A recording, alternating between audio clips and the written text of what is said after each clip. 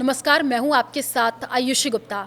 18 अगस्त 2025 यानी आज रूसी राष्ट्रपति व्लादिमीर पुतिन ने भारतीय प्रधानमंत्री नरेंद्र मोदी को फोन किया और अलास्का में हाल ही में अमेरिकी राष्ट्रपति डोनाल्ड ट्रंप के साथ हुई मुलाकात के बारे में जानकारी साझा की। ये बातचीत 15 अगस्त को अलास्का के जॉइंट बेस एमडाप रिचर्डसन में ट्रंप और पुतिन के बीच हुई हाई प्रोफाइल बैठक के कुछ दिनों बाद हुई है, जिसका मुख्य एजेंडा यूक्रेन रूस संघर्ष को समाप्त करने के लिए एक संभावित शांति समझौता था। हालांकि ये बैठक बिना किसी ठोस सीज फायर समझौते के समाप्त हुई थी। प्रधानमंत्री मोदी ने सोशल मीडिया प्लेटफॉर्म एक्स पर इस बातचीत का जिक्र करते हुए लिखा, मेरे मित्र राष्ट्रपति पुतिन को उनके फोन कॉल और अलास्का में राष्ट्रपति ट्रंप के साथ उनकी हालिया बैठक के बारे में जानकारी साझा करने के लिए धन्यवाद। भारत ने लगातार यूक्रेन संघर्ष के शांतिपूर्ण समाधान का आह्वान किया है और इस दिशा में सभी प्रयासों का समर्थन करता है। मैं भविष्य में हमारी निरंतर बातचीत की आशा करता हूं। क्या थी अलास्का बैठक का उद्देश्य, वो भी आपको बता दें।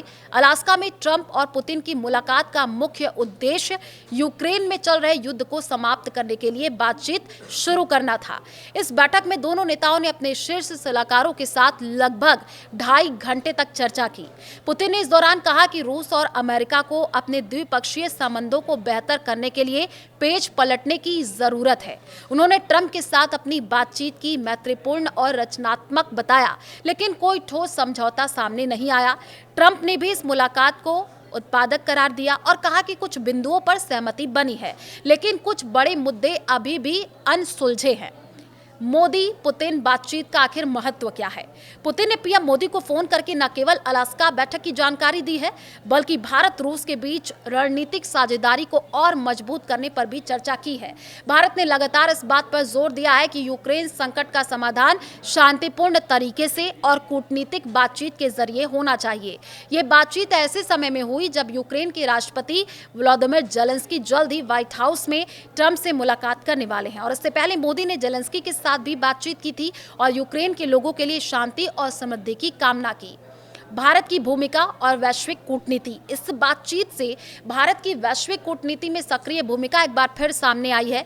भारत ने न केवल रूस और अमेरिका के बीच संवाद का समर्थन किया, बल्कि यूक्रेन के साथ भी अपनी कूटनीतिक बातचीत को मजबूत किया है।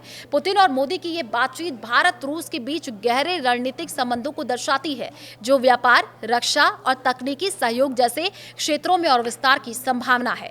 पुतिन और मोदी की ये टेलीफोनिक बातचीत वैश्विक शांति के लिए भारत की प्रतिबद्धता को रेखांकित करती है।